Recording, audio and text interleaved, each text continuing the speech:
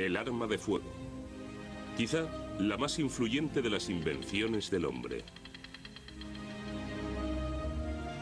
La respuesta al sueño humano de ampliar su poder y su acción más allá del alcance de su brazo. Pocos mecanismos combinan tantas disciplinas, llevan asociados tantos intereses, suscitan tantas preguntas. A pesar de que el arma de fuego tiene una importancia fundamental en la historia moderna de la humanidad, aún se desconocen muchos datos fundamentales. ¿Quién la inventó? ¿Cuándo y dónde? Lo que sí conocemos con seguridad es su poder. No hay duda de que las armas de fuego contribuyeron a delimitar nuestras fronteras, incluso a moldear nuestra cultura y nuestras creencias religiosas. Tanto si se emplea su fuerza para hacer el bien como para hacer el mal, tiene poder sobre la vida y la muerte. ¿En qué consiste un arma de fuego? Todos sabemos lo que ocurre al apretar el gatillo. Su funcionamiento básico es bastante sencillo, pero ¿qué es? Quizá Oliver Winchester sea quien dio la mejor descripción. Un arma de fuego es un dispositivo que sirve para arrojar balas. Oliver Winchester. ¿Y cómo arroja este dispositivo las balas? Para comprender la historia y la evolución de las armas de fuego, primero debemos entender cómo funcionan. En palabras sencillas, un arma de fuego consta de solo tres componentes. Primero, un tubo o cañón para enviar el proyectil en línea recta. Segundo, un objeto o bala que vuele a lo largo del cañón. Y finalmente la pólvora, que al prender emana un gas explosivo que expulsa la bala del cañón a gran velocidad. Parecen sencillas en teoría, pero lo cierto es que su mecanismo admite solo pequeños márgenes de tolerancia y su buen funcionamiento depende de principios físicos tremendamente complicados. Aunque mucho antes de su invención, el hombre fue poco a poco realizando su sueño de ampliar su alcance. Durante siglos, el poderío humano provino únicamente de su fuerza muscular. Los hombres lanzaban piedras y los guerreros arrojaban lanzas. La búsqueda de un mayor poder originó catapultas de extraña apariencia y grandes ondas. Aunque resultaban amenazadoras y útiles para abrir brechas en los muros de los castillos, estos artilugios eran difíciles de transportar. Debido a su gran tamaño, apuntar y acertar a un blanco del tamaño de un hombre era casi imposible. El arco y las flechas permitieron por primera vez disponer de un método certero y fiable para defender y alimentar a la familia. Pero llegar a ser un buen arquero requería años de entrenamiento y aún más años de práctica llegar a ser siquiera remotamente útil en un ejército regular. Aunque la ballesta era mucho más potente y precisa, útil incluso para derribar a un caballo con armadura, resultaba demasiado grande, pesada y aparatosa. En última instancia, el uso del arco no modificó excesivamente los usos bélicos con respecto a los tiempos en que se arrojaban piedras. Fue la invención de la pólvora lo que transformó el mundo para siempre. Al igual que muchos otros hechos de la historia de las armas de fuego, este épico descubrimiento ha alimentado muchas leyendas.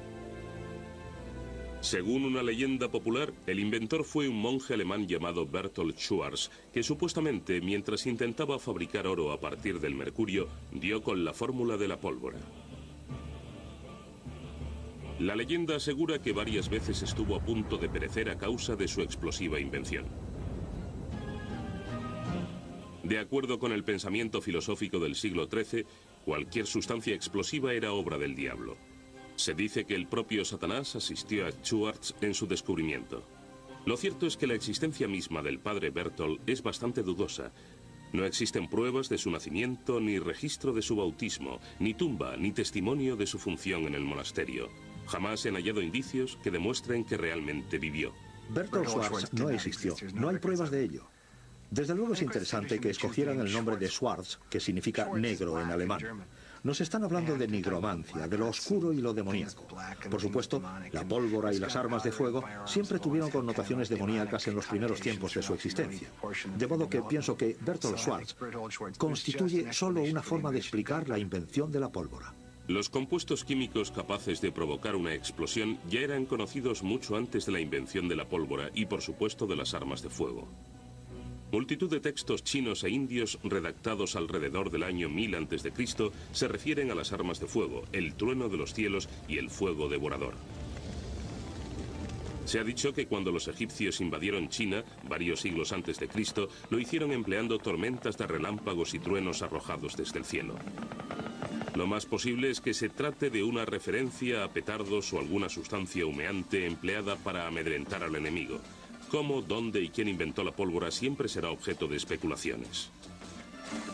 La primera mención que conservamos de la auténtica fórmula de la pólvora, compuesta básicamente de nitrato de potasio, o salitre, azufre y carbón vegetal, procede de Inglaterra y data de mediados del siglo XIII, cuando el filósofo, escritor, científico y alquimista Roger Bacon la formuló. Es incuestionable que probablemente se conociera en fecha anterior. Sin embargo, esta es la primera constancia escrita. Es muy posible que se trate de un invento europeo. Quizá proceda de Oriente Próximo o de Extremo Oriente. No lo sabemos. Probablemente nunca se sabrá. Roger Bacon era consciente del peligro que encerraba este invento. Así que impidió que la fórmula cayera en manos indeseadas mediante el uso de anagramas y cifrados. De modo que aún en nuestros días, algunos códigos solo han sido parcialmente descifrados. Pero es seguro que conocía la fórmula y guardó silencio sobre ella para evitar futuros males al mundo. Y esa es una razón importante para que deseara guardar el secreto. El primer uso conocido de la pólvora fue en los cañones del siglo XIII. Los cañones primitivos eran tan grandes y gruesos que parecían barriles. De esta semejanza procede el término cañón de barril. Pesaban varias toneladas y disparaban enormes piedras, en ocasiones de más de 100 kilos de peso. Los proyectiles de piedra eran tan grandes que a menudo se extraían in situ. A pesar de que su uso provocó modificaciones en la construcción de los castillos, al igual que sus predecesores, la catapulta y la honda, estos cañones tan monstruosos difícilmente podían acertar a una persona.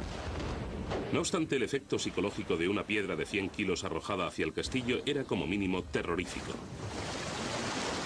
Los artilleros demostraron su pericia disparando sobre la ciudad desde una gran distancia. Lanzaron multitud de grandes piedras. Gracias a Dios, ningún hombre, mujer o niño fue alcanzado entre las casas, aunque por poco. Anónimo 1346. Estos aparatos infundían pánico. La gente jamás había visto algo semejante.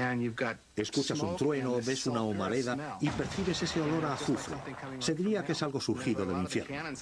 Muchos cañones se fabricaban con forma de dragón, demonio o cosas así, lo que les daba un aspecto pavoroso, ya te alcanzase el proyectil o no. El calibre era importante a la hora de derribar murallas y edificios, pero constituía un obstáculo cuando se pretendía presentar batalla a un ejército. Era preciso un cañón capaz de disparar balas más pequeñas y con mayor frecuencia. A finales del siglo XIV, los fabricantes de cañones desarrollaron el cañón o bombarda de mano. Esta es una extraña reproducción en bronce de un cañón de mano fabricado, según métodos europeos medievales, para la corte imperial japonesa. Esta es la longitud mínima para, teniendo en cuenta el calibre de la boca, poder llevar una carga suficiente de pólvora. Se le puede acoplar un mango o sujetarlo con la mano enguantada, como se prefiera, y funciona. Resultaba peligroso para el usuario si no se cargaba correctamente, o si empezaba a resquebrajarse, o si tenía defectos imperceptibles. El valiente que se atreviera a manejar esta impredecible granada de mano introducía en el cañón un poco de pólvora en bruto. A continuación metía la bala y finalmente aplicaba un cabo de mecha encendido al fogón. Si aquello no reventaba en 1000 pedazos matando a todos los circundantes, la bala salía disparada. Aparte de su inseguridad, el mayor inconveniente del cañón de mano residía en la imposibilidad de dirigir el tiro. Lo más que se podía hacer era apuntar, disparar y rezar para que la bala cayera en las proximidades del enemigo. En cualquier caso, si alguna bala alcanzaba su objetivo, podía atravesar fácilmente la mayoría de las corazas de la época. Por si fuera poco, mientras que llegar a ser un buen arquero requería una vida entera de entrenamiento, en pocas semanas se podía convertir a un campesino en un tirador aceptable. Teniendo en cuenta los peligros que encerraba el cañón de mano, muchos frustrados soldados hacían lo que buenamente podían para encontrar la manera de apuntar y no digamos de conservar todos los dedos. Alargar los cañones de mano hasta la longitud de 2 hombres parecía el paso evolutivo lógico, pero desde luego no resultaba ni práctico ni seguro. Miles de anónimos cañoneros apuntaron, afirmaron sus pies y dispararon sin más resultado que ser despedidos violentamente por el retroceso, seguidos muy de cerca por su arma humeante. Tenía que existir un método mejor. Este método sería desarrollado por un genio anónimo en un lugar y en una fecha desconocidos. La sencilla solución consistía en dar al arma unas proporciones razonables para que un solo hombre pudiera apuntar y disparar. Un diseño básico que pervive aún en nuestros días.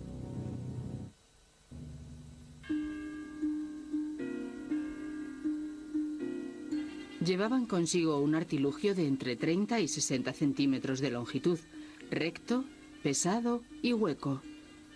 Sin embargo, uno de sus extremos estaba cerrado. Introducían un misterioso compuesto en su interior junto con un pequeño trozo de plomo. Al prender el compuesto, el trozo de plomo salía disparado y todo se iluminaba con el resplandor de un relámpago. Se oía un sonido como el del trueno, de forma que los que estaban en las cercanías se tapaban los oídos con las manos. Carta anónima japonesa 1542.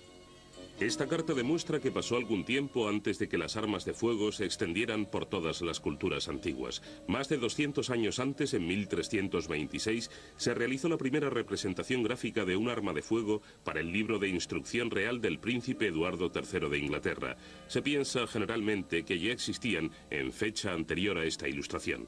La documentación y los artefactos descubiertos por la arqueología en varios yacimientos demuestran que las primeras armas de fuego son realmente cañones con forma de grandes vasos, en los cuales se introducía la pólvora junto con un proyectil, una bala, una lanza o una flecha, lo que fuera. En el extremo trasero de este dispositivo había un agujero al que, una vez cargado, se acercaba una llama y posiblemente reventaría en muchas ocasiones. Pero eso es parte de la evolución del arma de fuego. Se aprende practicando. La forma de los cañones primitivos se inspiró en las campanas de las iglesias. En los talleres de fundición donde se fabricaban las campanas, se podía fundir esta clase de piezas sin necesidad de introducir demasiadas modificaciones. Pero no tuvo que transcurrir mucho tiempo para que estos cañones empezasen a cobrar la forma de auténticas armas de fuego. Mediado el siglo XV apareció el primer verdadero fusil. Con el tiempo, evolucionaron de ser un pequeño cañón a lo que llamamos arcabuz. Tiene ya un aspecto muy similar al de los fusiles modernos, con su cerrojo, culata y cañón. Esta arma se cargaba por el cañón. Se introducía la pólvora por la boca, se metía también la bala y se atacaba todo con la baqueta. Para efectuar la detonación se empleaba una especie de cerrojo muy primitivo. Aunque el arcabuz se parecía mucho al fusil moderno, su funcionamiento era muy diferente. Para la detonación, el cerrojo necesita una mecha consistente en un cordón encendido, con un aspecto parecido al de una cuerda de tender, impregnado en nitrato de potasio, también llamado salitre, y del que está compuesta la pólvora, que arde a una velocidad de unos centímetros por minuto. Se prendía justo antes de entrar en batalla.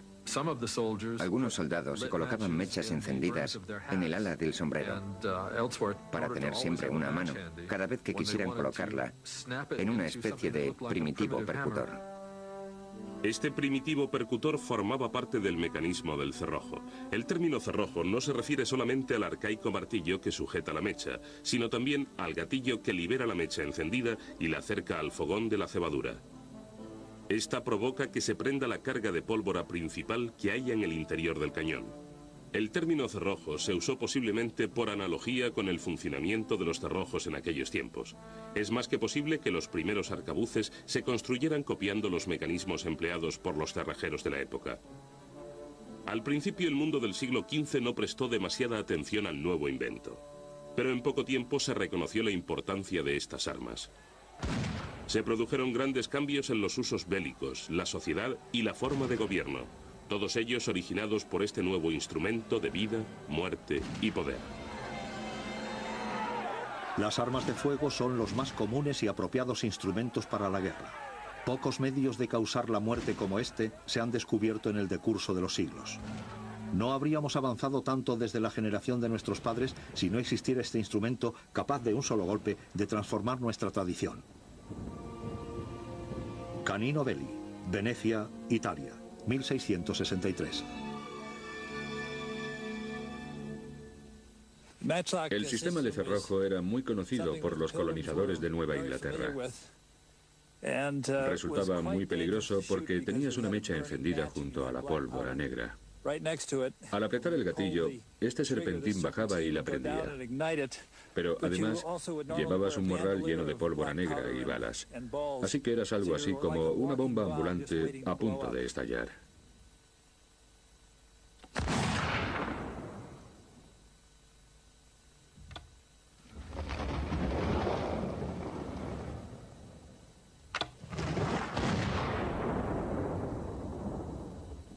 El mosquete de cerrojo significó sin duda un gran avance en comparación con el cañón de mano, pero tenía sus inconvenientes. El principal problema era que el viento podía llevarse la cebadura del fogón. Igualmente frustrante podía resultar que la mecha estuviese demasiado húmeda como para que la pólvora prendiera. Una ligera nevada era suficiente para inutilizar esta arma. Incluso las réplicas modernas que utilizan pólvora negra de alta calidad no sirven para nada si nieva. Oh, no ha funcionado. Bueno, ahora sí que lo hará. Imagínese que ocurre esto en mitad de la batalla.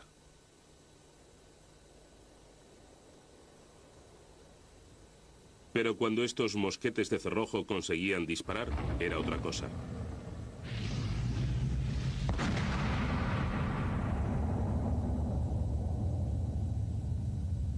Una explosión increíblemente atronadora. Un buen susto para quienes no hubieran visto ni oído un cañón. Y no digamos estos monstruosos fusiles. Creo que en un principio fueron apreciadas tanto por sus efectos psicológicos como por sus efectos físicos, ya que los primeros eran muy certeros. Es decir, durante los primeros 50 o 100 años de la historia de las armas de fuego, había que tener muy mala suerte para recibir un disparo, a no ser que no tuvieses tiempo para apartarte.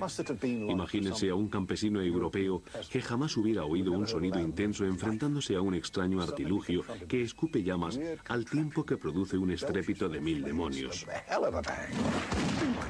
Es harto probable que creyera hallarse ante la presencia del Todopoderoso o algo parecido, ¿no es así?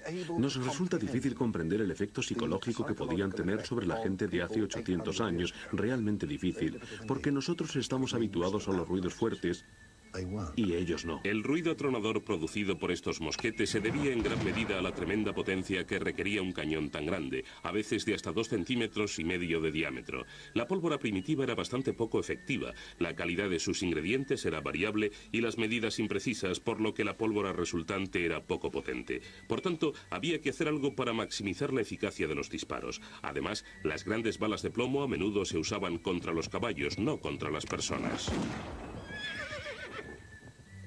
Durante unos 500 años, posiblemente fue más importante desmontar a un caballero derribando a su caballo que disparar sobre un ser humano, porque el caballero era el elemento armado más peligroso del campo de batalla. También era más caro de contratar, entrenar y mantener. Si un mosquetero llegaba alguna vez a derribar a un caballero, probablemente había cumplido con su misión de soldado para toda su vida de servicio. Las lesiones producidas por las armas de fuego eran muy diferentes a las que acostumbraban a tratar los cirujanos de aquellos tiempos. Normalmente lo más deseable era recibir una herida mortal de necesidad. Si alguien sobrevivía a un disparo de mosquete, los poco cualificados cirujanos de entonces podían resultar más letales que la herida en sí. Esto queda patente al leer una receta del siglo XVI para la cura de lesiones producidas por armas de fuego. Tómense aceite y vino a partes iguales. Inyéctense en un perro vivo y hiérvase el animal. Su carne junto con el aceite, el vino y otros ingredientes componen el remedio. Enseguida se hizo evidente que la armadura no era suficiente para protegerse de estos primitivos mosquetes. Fabricar armaduras antibalas se convirtió en un negocio redondo. De hecho, Probaban las armaduras disparando una bala a la loriga. Se puede encontrar armaduras que superaron la prueba y podemos ver la abolladura que demostraba al cliente, el rey o quien quiera que fuese, que podía sobrevivir a un disparo. Pero el caballero no era el único que debía preocuparse por el peligro de estas armas. El arcabuz resultaba a menudo más peligroso para quien lo manejaba que para cualquier otro. Llevar un arcabuz suponía manipular una bomba de relojería. Llevabas recipientes repletos de pólvora colgando alrededor del pecho, lo que resultaba poco seguro. Ocurría con mucha frecuencia que alguien perdiera la vista o saltara por los aires y cosas así. Así que nunca fue un arma realmente segura, pero menos es nada. Aparte de los problemas derivados de la lluvia, el viento y las explosiones fortuitas, una mecha encendida en la oscuridad podía poner al enemigo sobre aviso de la presencia de un soldado, convirtiéndolo en un blanco perfecto. Incluso a la hora de cazar, el olor del azufre quemado de la mecha era suficiente para alertar a la presa más desprevenida. No obstante, a pesar de todas sus desventajas, el arcabuz era asequible y su mantenimiento relativamente barato.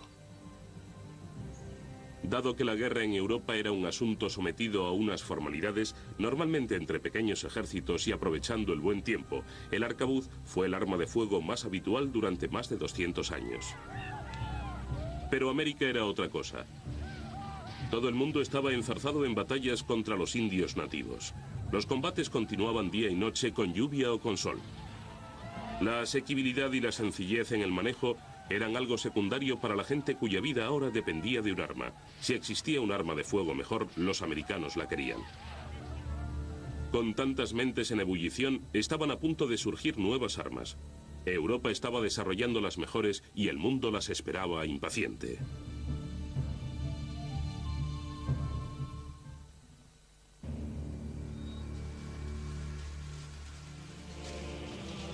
Los indios nunca permanecen quietos, sino que siempre están corriendo y moviéndose de un lado para otro.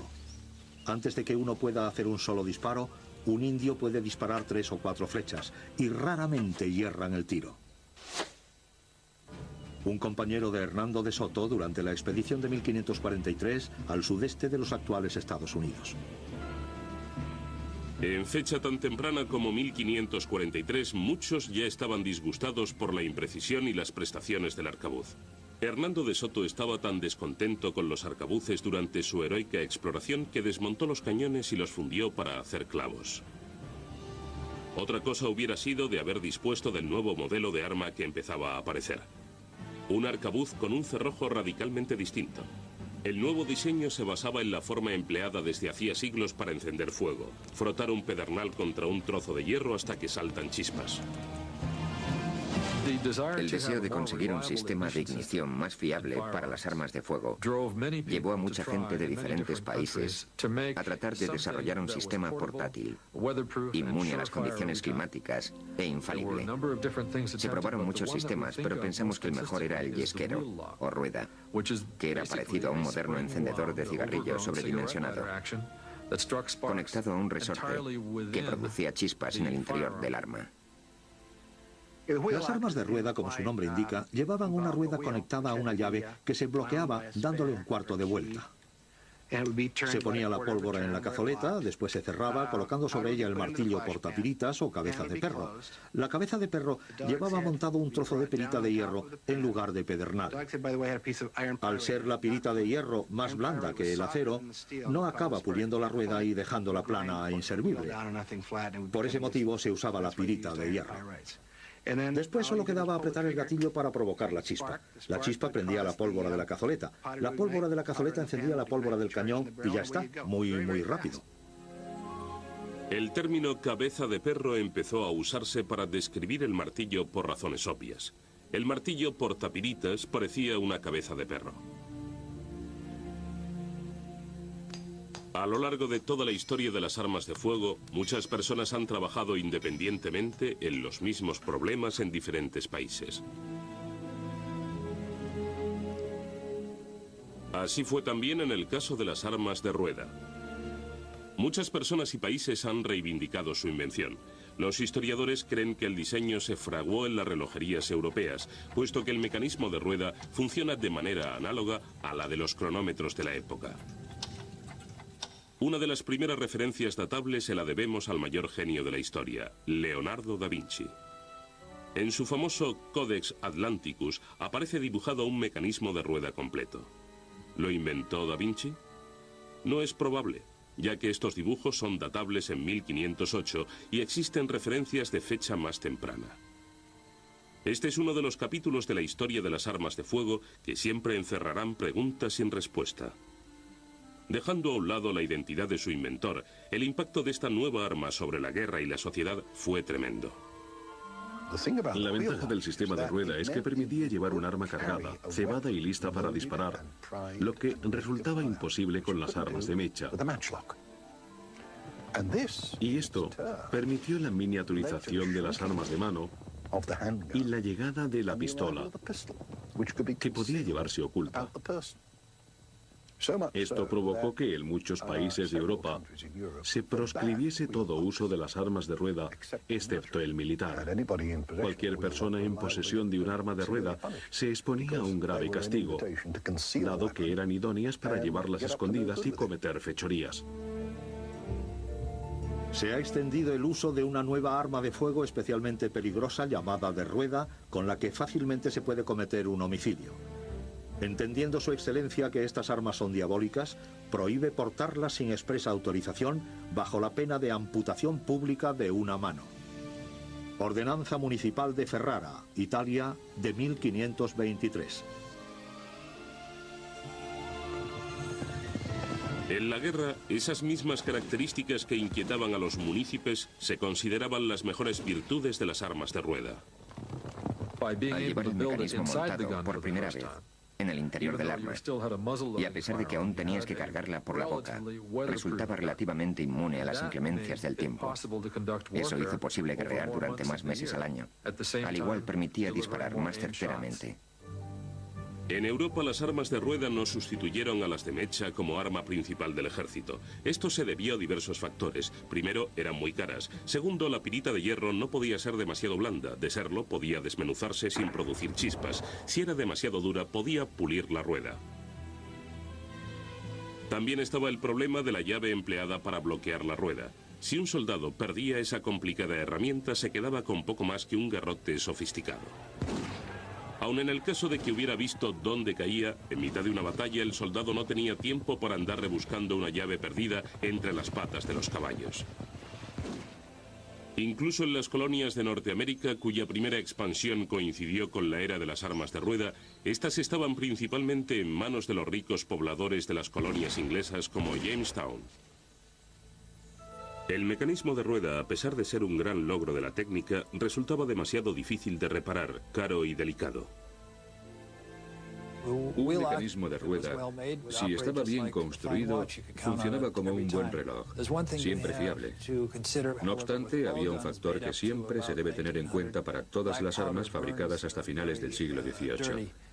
La pólvora negra deja mucho residuo al arder y a menos que se limpie el arma frecuentemente, puede llegar a taponar el fogón inutilizando el mecanismo. Este puede perder su eficacia por diversas razones. Por este motivo, sobre todo en el caso de las pistolas, era corriente llevar 2, 4, incluso 6, dependiendo de su peso. El mecanismo de rueda constaba de más de 50 piezas diferentes, por lo que las reparaciones quedaban reservadas para los más prestigiosos maestros armeros, los cuales desgraciadamente no abundaban. Muchas de sus mayores ventajas eran al tiempo sus mayores inconvenientes. Para evitar el antiguo problema de la exposición de la pólvora de la cebadura al viento o la lluvia, la cazoleta llevaba una tapa que iba cerrada hasta el momento de tirar. Es decir, a no ser que la pistola estuviese sucia o ligeramente desgastada. Al usar un arma de rueda, había que considerar algunas cuestiones.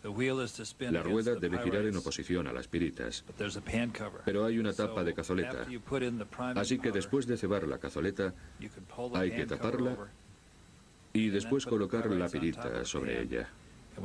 Al apretar el gatillo, la tapa de la cazoleta se abre. La pirita golpea la rueda y se produce la chispa que prende la carga. Sin embargo, algunas veces la tapa se interponía, de modo que había que colocar la pirita contra la rueda, dejar la tapa abierta y apretar el gatillo.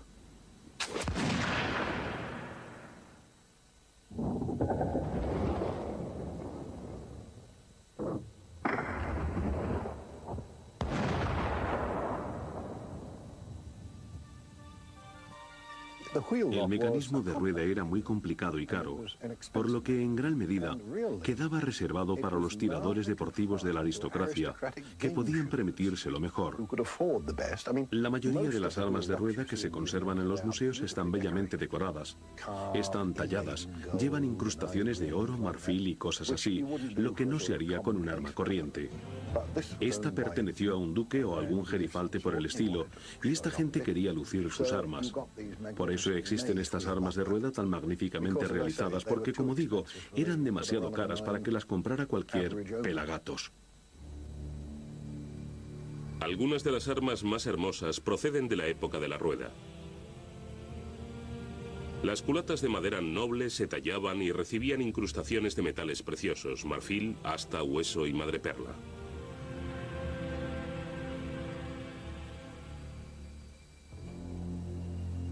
Las piezas metálicas llevaban grabados o se cincelaban en alto relieve. Los motivos militares, eróticos o incluso grotescos se labraban a gusto del consumidor.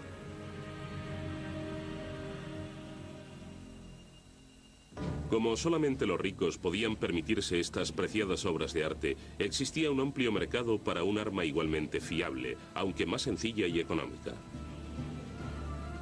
Alrededor de 1650 disminuyó la popularidad de las armas de rueda, debido a la aparición de una nueva generación de armas con un nuevo tipo de cerrojo, que perduraría incluso hasta el siglo XX, las armas de pedernal o de chispa.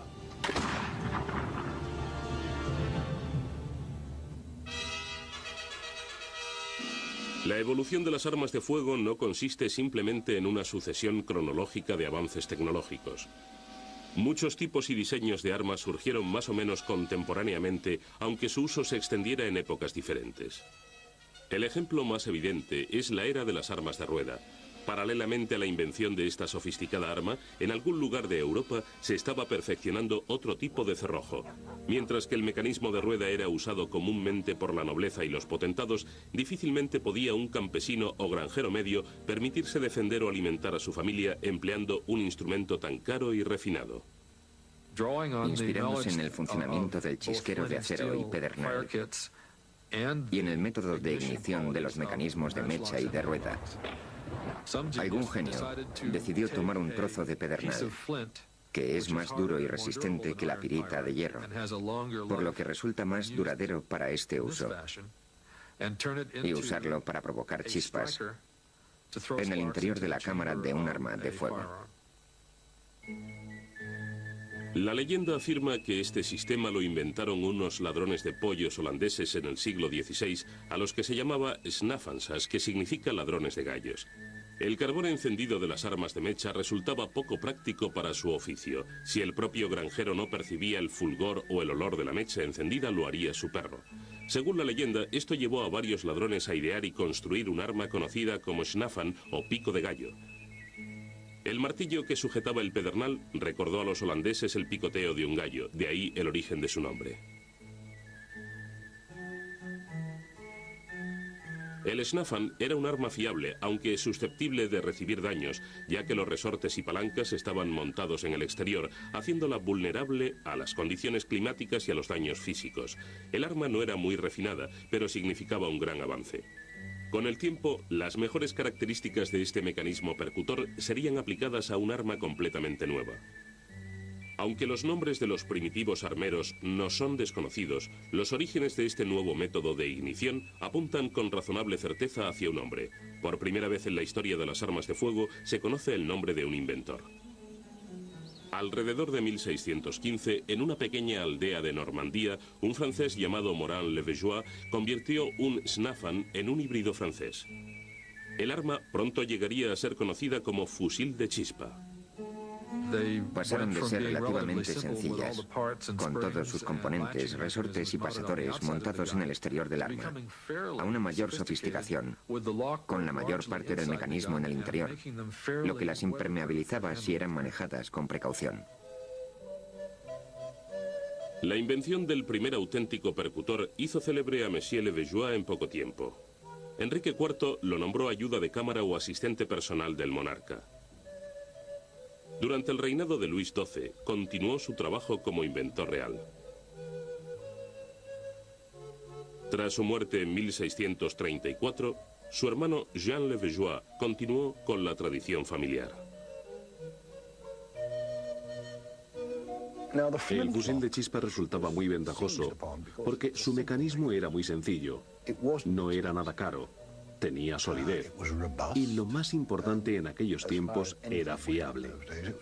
Se estandarizó y desde mediados del siglo XVII siguió siendo un estándar durante los siguientes 150 años.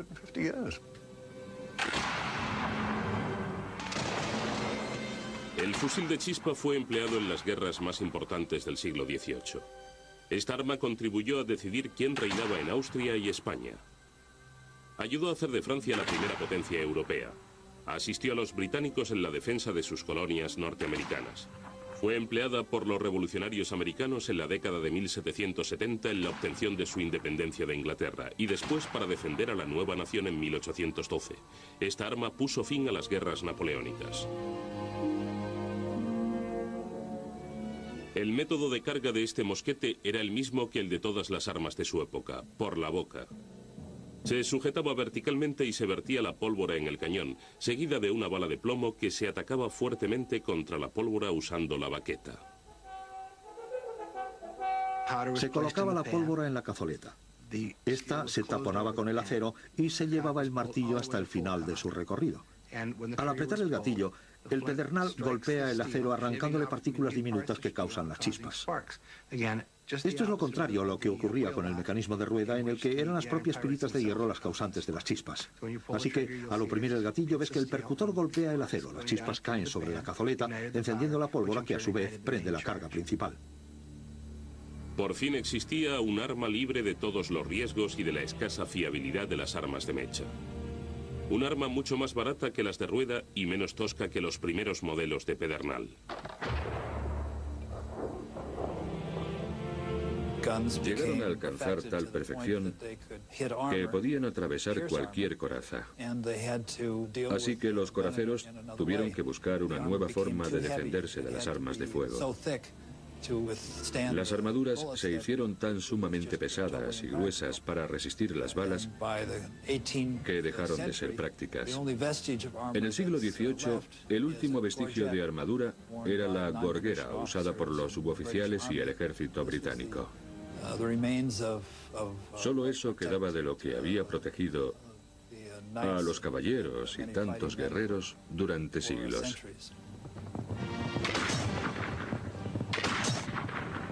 La armadura había pasado a la historia. Se habían acabado los caballeros.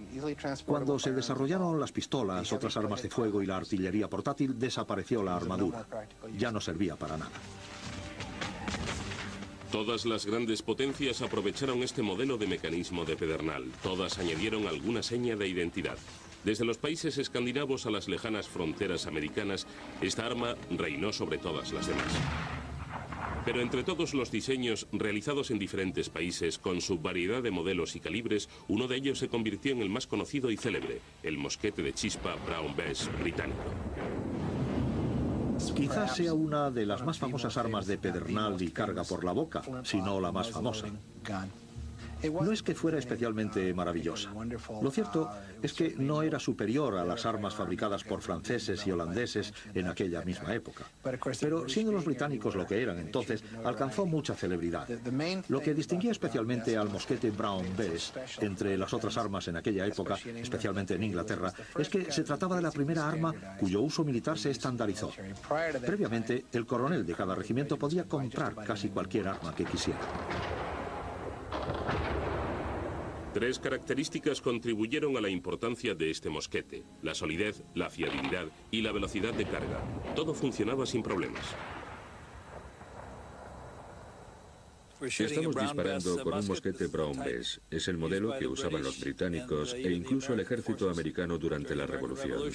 El ejército británico lo empleó durante más de un siglo. Su calibre es un 75 aproximadamente, con bayoneta, y dispara balas con pólvora negra.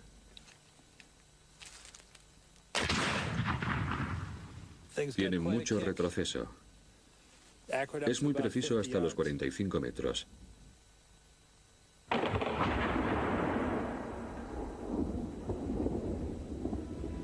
Los orígenes del nombre Brown Bess se pierden en la bruma del tiempo, pero lo más seguro es que se tratara de un apelativo cariñoso que le dieron los soldados británicos. Hay quien dice que es porque los herrajes se bronceaban químicamente para prevenir su oxidación. Otros te dirán que es porque se usaba madera de nogal para hacer la culata, así que hay donde elegir. No es lo mismo, pero es igual. Bess, claro, no proviene de la reina Isabel, de eso hacía mucho tiempo. Bess era algo más propio de su generación. Brown Bess. No podía ser Brown Elizabeth o Brown Catherine, no sonaba bien. Brown Bess estaba muy bien. En Europa, las armas se usaban principalmente para proteger a los países y a los reyes y reinas que los gobernaban. De hecho, ese fue prácticamente el único uso que conocieron, dado que durante siglos la tenencia de armas en Europa fue un privilegio de ricos y poderosos. Los ricos, en aquellos tiempos, eran por regla general los duques, reyes, príncipes, emperadores y demás. Y a estos no les interesaba permitir que los siervos y la gente común poseyesen armas, porque de repente podían darse cuenta de que ya no necesitaban un duque para nada. Las armas de fuego dan a la gente corriente la posibilidad de ser libre. Un arma de fuego es un elemento que iguala y da un gran poder, así que les interesaba controlarlas. Incluso la caza era un privilegio, no un derecho. Desde la Edad Media hasta mediados del siglo XIX, el derecho a cazar cualquier animal en cualquier lugar de Europa dependía de la decisión de una sola persona, el rey. El deporte le pertenecía a él. Y el derecho a cazar en Inglaterra fue un asunto muy controvertido. No era universal. Podía ser un pequeño propietario o un hacendado con una granja o algo así, pero no necesariamente tenías derecho alguno a cazar. Y la posesión de armas solo se podía justificar por la caza. Así pues, a no ser que nacieras con el privilegio de cazar, por ser baronet o más, no podías practicar la caza. Y por tanto, ¿para qué querías un arma? Sin embargo, el rey disfrutaba de la caza plenamente. Entre los miembros del estamento superior de la sociedad se consideraba uno de los deportes más civilizados, por lo que se practicaba con espléndida ceremonia. En muchos aspectos, el deporte de los reyes no es la hípica, sino la caza. Existen muchos testimonios en grabados y pinturas realizados a menudo por famosos artistas. Algunos grandes compositores escribieron música para ser interpretada durante las partidas de caza. En estos 600 años se observa tal sofisticación en todos los aspectos de las armas que se percibe un fenómeno cultural. Estaba muy de moda organizar grandes partidas de caza en las fincas. Todos los miembros de la aristocracia querían participar. Se reunía un grupo de amigos, gente que se conocía desde la infancia. A lo mejor había 15 hombres y sus esposas. Se celebraban grandes cenas por las noches, fiestas, un acontecimiento social. Mientras que la nobleza disfrutaba del prestigioso deporte de la caza, los guardabosques del rey recorrían los campos en busca de cazadores furtivos. Constituía un grave delito. Incluso la tenencia del cadáver de un animal era ilegal. Todo y todos pertenecían a la realeza, incluso los terratenientes. Podías ser un siervo y vivir en una casa junto a un riachuelo. Pero si cogías el arco y flechas o un arma de fuego y matabas un ciervo, probablemente te ahorcaban por ello en la mayoría de los países controlados por familias reales. Pero con el paso de los años, el poder de la nobleza dio paso al de la burguesía dedicada al comercio. Cualquiera que pagase al rey o incluso le prestase dinero podía obtener el privilegio de cazar. A pesar de que la caza era principalmente una actividad propia de los ricos, más y más gente empezó a practicarla. A resultas de ello, el tiro evolucionó hasta convertirse en un deporte a escala internacional. El tiro al blanco llegó a ser un gran negocio. Un caballero podía demostrar su valía disparando continuo a una diana. El mercado de las armas de fuego crecía de día en día por todo el mundo, y hacia el año 1770 la pistola sustituyó a la espada como complemento del vestido entre los hombres distinguidos. Por extraño que parezca, también desbancó a la espada como arma preferida para el duelo.